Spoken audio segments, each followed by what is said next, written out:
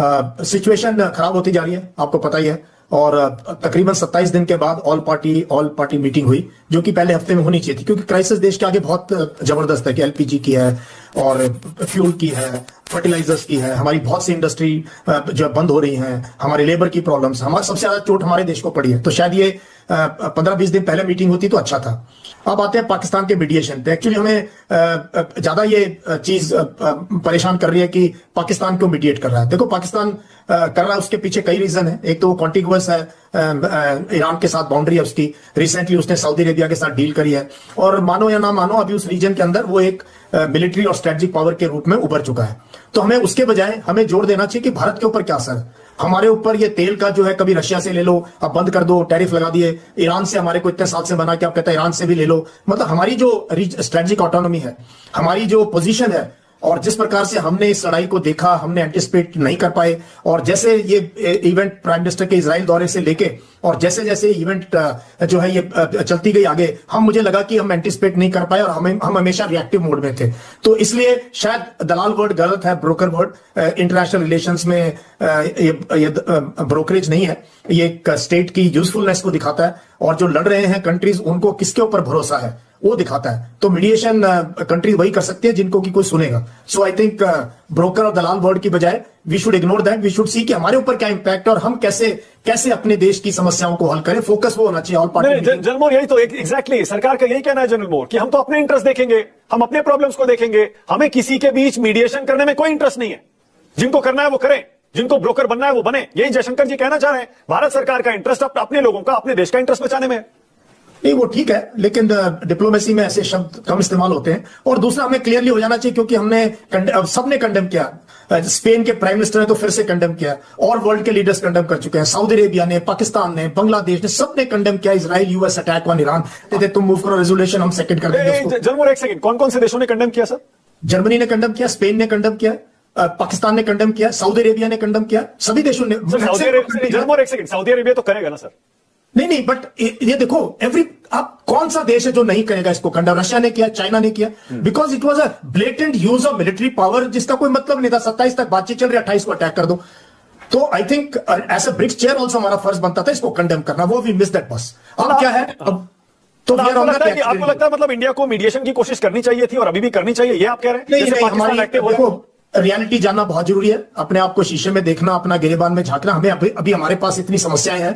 I don't think we have a position. Mediation करके और कोई हमारी नहीं मानेगा तो कैसे उसको फिर then that for a stature of our stature, especially as BRICS chair, या तो हमें शुरू में इनिशिएटिव लेना था एज ब्रिक्स चेयर को कंडेम करके और ब्रिक्स की जो कंट्रीज को इकट्ठे करके और उसमें मध्यस्थता की बात करनी। Now we have missed that bus. अब नहीं, हमें इसमें पढ़ना भी नहीं चाहिए और ना ही जरूरत है पढ़ने की। हमें देखना चाहिए कि हम अपने गरीब लोगों की मुसीबतों को कैसे हल कर सकें, और कैसे ये ऑयल पे हमारी जो डिपेंडेंस है, स्टेट ऑफ हॉर्मुज पे हमारी जो डिपेंडेंस है, मिडिल ईस्ट पे डिपेंडेंस है, कितनी जल्दी लड़ाई खत्म हो। हमारा सारा जो रिश्ते होना चाहिए कि हम प्रेशराइज करें कि लड़ाई जल्दी खत्म हो। हमारे लिए संकट बहुत गहराता जा रहा है। ओके, मतलब आप जनरल मोर ये कह रहे हैं कि अब सरकार का जो स्टैंड है, आप उससे अग्री करते हैं, इत्तेफाक रखते हैं कि अब मीडिएशन में हमको नहीं पड़ना चाहिए, हमको अपना इंटरेस्ट देखना चाहिए।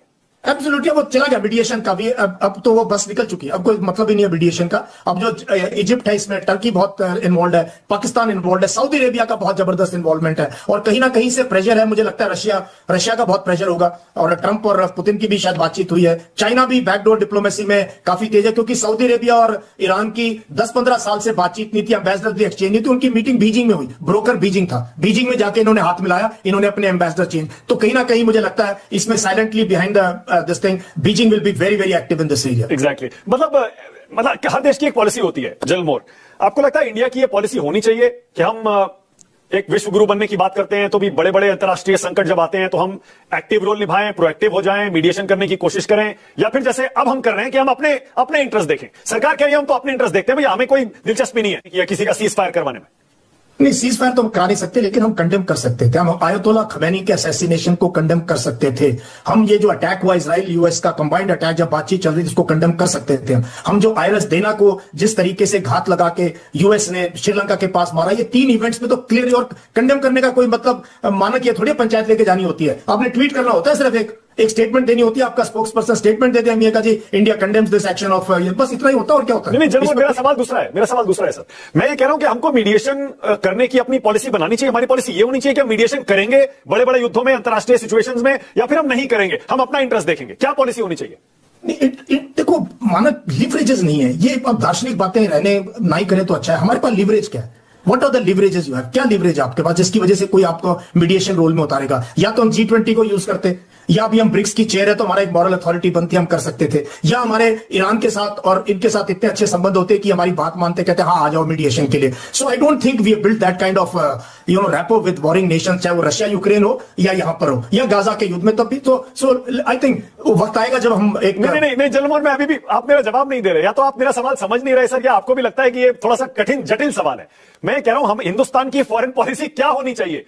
कोई बड़ा संकट आए, दो देश लड़े, हमको एक बड़े देश के नाते, दुनिया की चौथी सबसे बड़ी इकोनॉमी के नाते, हमको उसमें मीडिएशन की कोशिश करनी चाहिए, या फिर हमको अपना इंटरेस्ट देखना चाहिए? ये अपना इंटरेस्ट तो सर्वोपरि होता है, हाँ, इसमें तो कोई डाउट ही नहीं। हमेशा अपना इंटरेस्ट होता है, और मीडिएशन जो देश करते हैं वो अपने इंटरेस्ट के लिए करते हैं।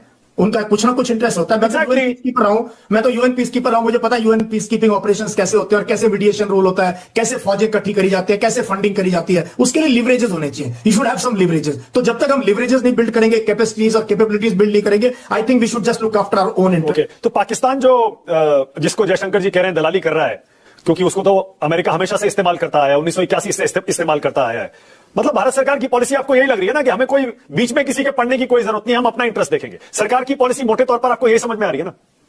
अभी तो सरकार के पास ऑप्शन भी यही है ना कि क्योंकि हमारे पास संकट बहुत गहरा है, मीडिएशन में हम अपनी एनर्जी ना, वही मैंने बात की, वो बस निकल चुकी है। अब तो हमें ये देखना कि कितनी जल्दी लड़ाई बंद हो, स्ट्रेट ऑफ हॉर्मुज से हमारी शिप्स आना शुरू हो। हमारे पास क्रूड तो फिर भी है, मेरे को लगता है 7-8 दिन का, बस गैस का संकट बहुत गहराता जा रहा है, और आगे फर्टिलाइजर का। अभी हमें सोचना चाहिए 2-3 महीने बाद क्या होगा, तब हमारे पास फर्टिलाइजर्स की क्या पोजीशन। लेकिन आज तो जनरल राक्षी साहब ने भी कह दिया, उन्होंने कह दिया कि फ्रेंडली नेशंस के लिए स्ट्रेट ऑफ हॉर्मुज खुला हुआ है। उन्हें 5 देशों के नाम भी ले दिए, उसमें हिंदुस्तान का भी नाम है। अभी लेकिन टोल देना पड़ता है बहुत जबरदस्त। IRGC ने एक सिस्टम सेट कर दिया है। ये बड़ी बड़े कंटेनर जब तक पैसा नहीं देते, कोई कंटेनर निकल नहीं रहा वहां से। सो एक सिस्टम सेट हो गया, अब ये चलेगा, चाहे अमेरिका जो मर्जी लड़ाई का दौर निकले आगे, but the system of collecting toll at strait of Hormuz, अब IRGC काफी पैसे ईरान कमा रहा है इस चीज से, और एंड व्हाई नॉट। ओके, एक सवाल और जनरल मोर, आपने अभी कहा ना कि वो आयरिस डेना को अमेरिका ने मार गिराया और हमने उसको कंडेम नहीं किया। विदेश मंत्री जयशंकर ने इस बैठक में बताया कि हमने आयरिस लवन को कोच्चि पोर्ट पर हमने शरण दी, और हमने डेना को भी बोला था भैया मत जाओ, यहीं पे आकर रुक जाओ, वहां पर रास्ते में मारे जाओगे। उन्होंने नहीं सुनी, इंटरनेशनल वाटर्स में चले गए और मारे गए। क्या आप इस सफाई से संतुष्ट हैं? देखो, ही नोज बेस्ट कि हम ना MEA में ना हम किसी ऑफिशियल में, when minister of external affairs says we have to believe that, इसमें कोई डाउट ही नहीं है। लेकिन जो एक्शन था यूएस का, the biggest navy in the world, this was a very coward action. ये बिल्कुल डरपोक टाइप का एक्शन था। आपने, वो सैनिक आए हुए थे यहाँ परेड के लिए, और आपने उनको बिना किसी वार्निंग के, और even on high seas when you sink a ship you are supposed to rescue the soldiers, इन्होंने एक दिन तो डिले किया। तो I think we should condemn the action, we should have condemned the action. हाँ, उन्होंने नहीं माना, ये बात जरूर माननी चाहिए। अगर एक्सटर्नल अफेयर्स मिनिस्टर कह रहे हैं हमारे पास, तो we should believe the government of the day, why not. क्या बैलेंसिंग में कुछ मिसकैलकुलेशन सरकार से हुआ है? आप तो कह रहे हैं भाई पहले कंडेम करना चाहिए था, लेकिन विदेश मंत्री जयशंकर ने इस बैठक में 2-3 और इंटरेस्टिंग बातें कही सर, जो आपसे पहले उन्होंने पब्लिकली सरकार ने नहीं कही है, और अभी भी ऑन रिकॉर्ड नहीं है। सब सोर्सेज से हमें पता चल रहा है इस मीटिंग में क्या हुआ। जयशंकर जी कह रहे हैं भैया इजराइल जो है वो हमारा सबसे ट्रस्टेड डिफेंस और टेक्नोलॉजी का सोर्स है, पार्टनर है। और तो उन्होंने यहां तक कहा कि इंडिया के कॉन्फ्लिक्ट्स में इजराइल ने हमारा खुलकर साथ दिया है। डिफेंस और टेक्नोलॉजी, अगेन उन्होंने यही वर्ड्स का इस्तेमाल किया। फिर यूएस हमारा सबसे बड़ा ट्रेडिंग पार्टनर है और हाईटेक का बड़ा सोर्स भी है, और ईरान भी हमारा दोस्त है, ईरान से भी हमारे फ्रेंडली रिलेशंस है। वो कह रहे हैं जिस दिन वहां पर ईरान की एम्बेसी में कंडोलेंस बुक रखी गई, उसी दिन जाकर हमारे फॉरेन सेक्रेटरी ने वहां पर साइन कर दिया, और अब हमारे जहाज भी निकल रहे हैं। तो कुल मिलाकर